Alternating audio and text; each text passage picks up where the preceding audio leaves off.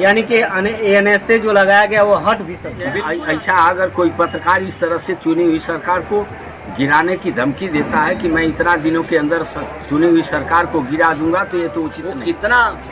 कितना तेज, कितना बढ़िया, कितना ईमानदार, कितना इंटेलिजेंस निकला, किस यूनिवर्सिटी से पढ़ा कि जिसको हम परमपिता महात्मा गांधी के नाम से नवाजते हैं और उनको जो है जश्न मनाने का काम करता है, तो उसके बारे में गांधी जी के मरने पर जश्न मनाने वाले अब गिरफ्तार हो गया है, जिस पे एनएसए भी लग गया है। यानी कि राष्ट्रीय सुरक्षा अधिनियम के तहत उस पर जो है कि धारा चलाई जा रही है। यानी कि एनएसए एक एक्ट होता है जो राष्ट्र की सुरक्षा में लगाया जाता है, और इस पे पुलिस जो है कि वो किसी को गिरफ्तार कर लेती है और 6 महीना 1 साल तक उसकी जमानत तक नहीं होती है, उसमें ऐसा कुछ प्रावधान है।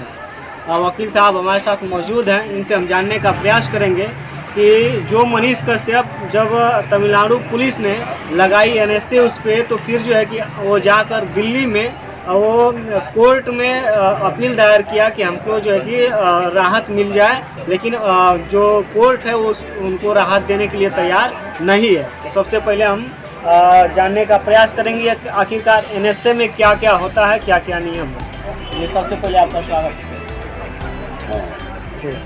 धन्यवाद भैया ये प्रश्न पूछने के लिए।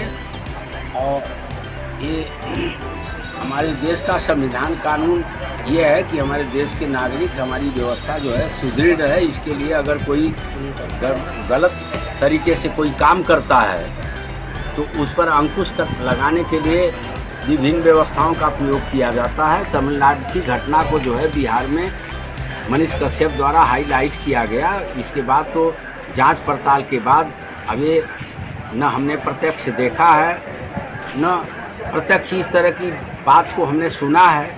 जो क्षण के समाचार जो है चैनल से कहीं से किसी माध्यम से मिला, उसी के तहत मैं बात करूंगा।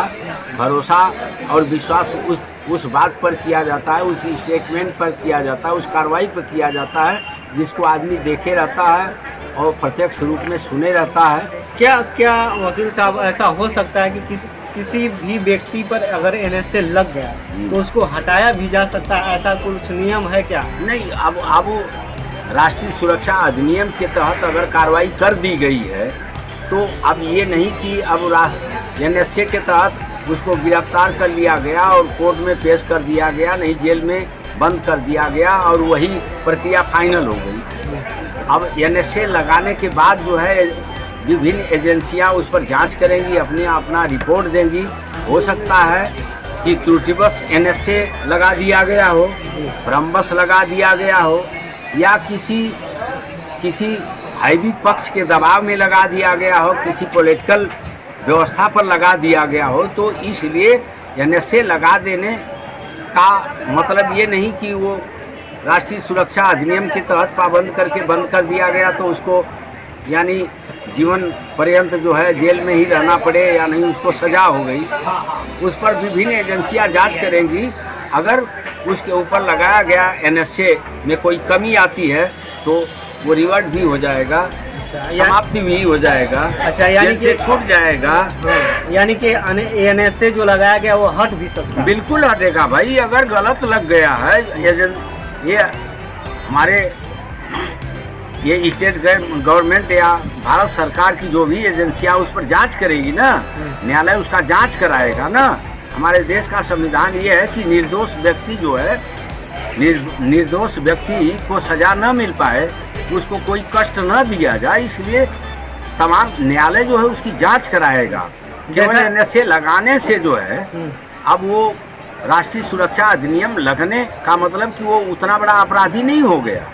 अभी तो संदिग्ध परिस्थिति में उसके ऊपर लगा दिया गया। एजेंसी अगर अपनी रिपोर्ट देती है फाइनल, जैसा परिस्थिति है, अगर उसका दोषी होगा तब तो सजा मिलेगी।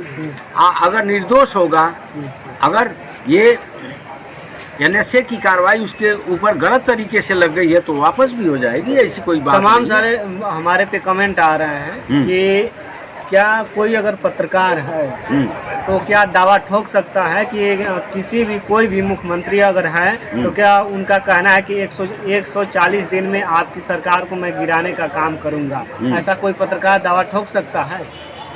नहीं ऐसा अगर कोई पत्रकार इस तरह से चुनी हुई सरकार को गिराने की धमकी देता है कि मैं इतना दिनों के अंदर चुनी हुई सरकार को गिरा दूंगा, तो ये तो उचित नहीं है। जहाँ तक मेरा ख्याल है, जहाँ तक मेरी जानकारी है, चुनी हुई सरकार को गिराने की धमकी देना उचित नहीं है।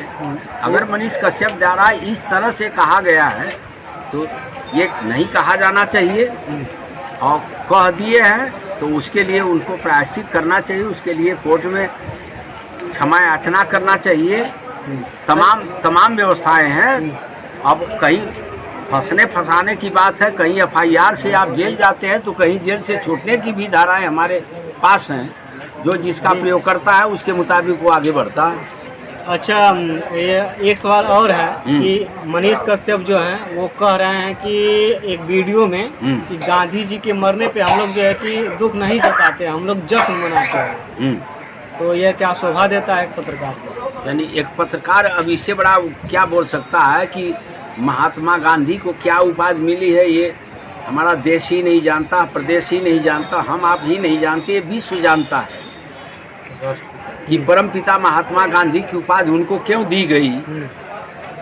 एक ही महात्मा गांधी ऐसा अहिंसक कार्रवाई करते हुए, अहिंसा परमो धर्म को लेते हुए चलते हुए आम जनता को में जागरूकता पैदा करके गुलामी की जंजीर को से छुड़ाने के लिए हमारे देश के लिए वो पहले आदमी रहे हैं। और उनके बावजूद जो है एक पत्रकार वो कितना तेज, कितना बढ़िया, कितना ईमानदार, कितना इंटेलिजेंस निकला कि यूनिवर्सिटी से पढ़ा, कि जिसको हम परमपिता महात्मा गांधी के नाम से नवाजते हैं और उनको जो है जश्न मनाने का काम करता है, तो उसके बारे में क्या कहा जाए।